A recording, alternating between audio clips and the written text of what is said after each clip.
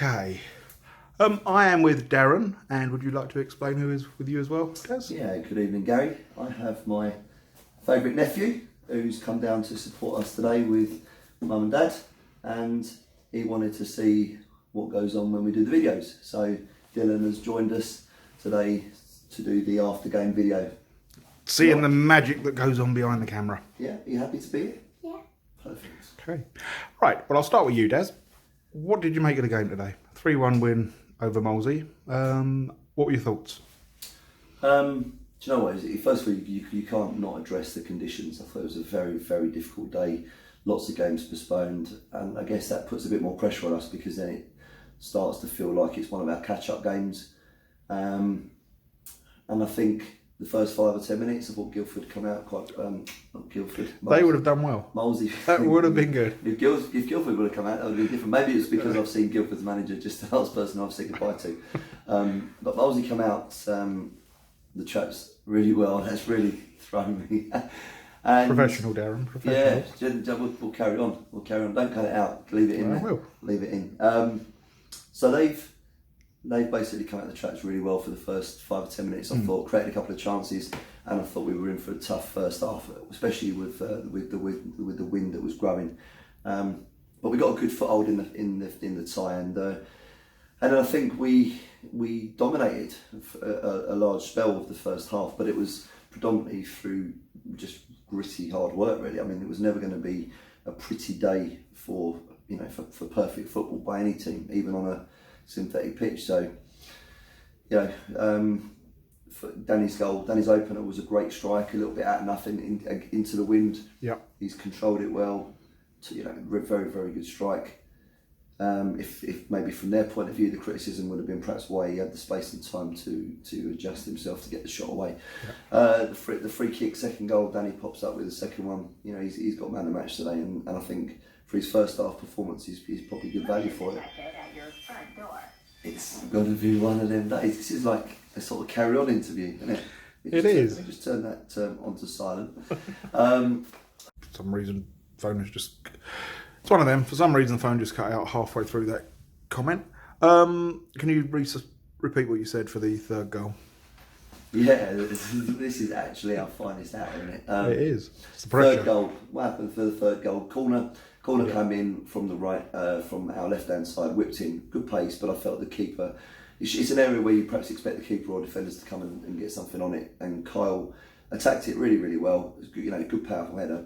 But I think they'll be disappointed to concede that goal. Yeah, I can imagine if it was at the other end and we let the smallest player on the pitch score with a free header, you'd have not been impressed. No, absolutely. And then again, like I said, if we felt that the wind, which was by the time the second half started, was really howling. So it was on our backs, but I think we failed to really sort of put any decent any decent chances together. Maybe we created a couple early, and Kyle again should have probably done better with one that Ollie pulled back, which looked easier to score perhaps than miss from where he was.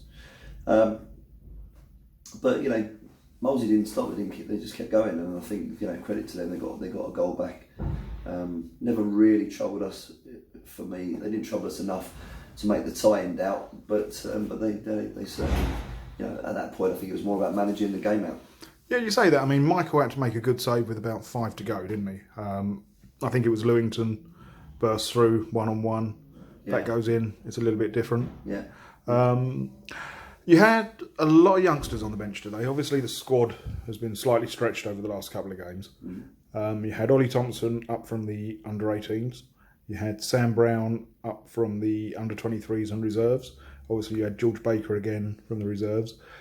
Were you a little disappointed that you couldn't get some of those players a bit of game time? I mean, obviously, the experience of being in and around the first team change room is good.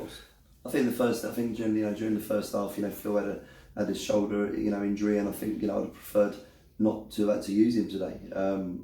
But I think we had a couple, obviously an early injury to Ben Senior, which kind of designed the fact that it was a straight replacement for Ollie, and they're the sort of games you're hoping if you get another couple, early in the second half, you can blood a couple of the youngsters in, and it maybe is an easier game for them to come into.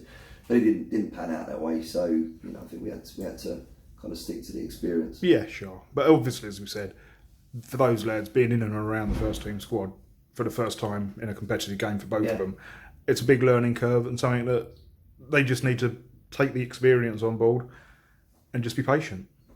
Yeah, and I hope they do. It's just part of their pathway, isn't it? Part of their experience, as you say, learning curve. They've been in and around the squad today. They've seen, maybe things done slightly differently. Perhaps, hopefully, they've looked at the more professionalism that I would expect us to bring. Yeah. But they've come out of good environments. Whether it's Jamie's 18s, the reserves, Tyler's 23s. Liam and Mark do the reserves. All of those, those guys are doing a good job for the club. So it's what they're there for. Okay. We move on now to Tuesday night. That's an away trip to Red Hill. Mm-hmm. Obviously, I would imagine that would be in some doubt given the weather forecast.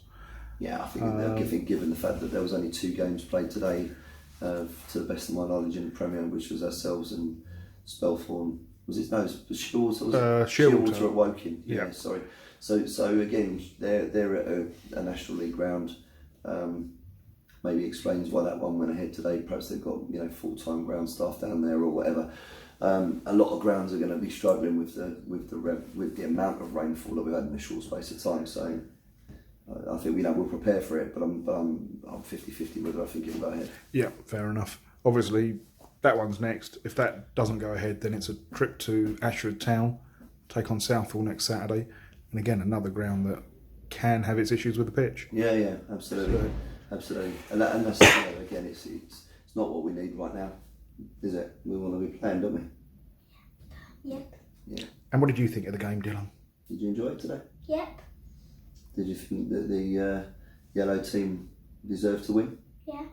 That's very good. Of course. Yeah.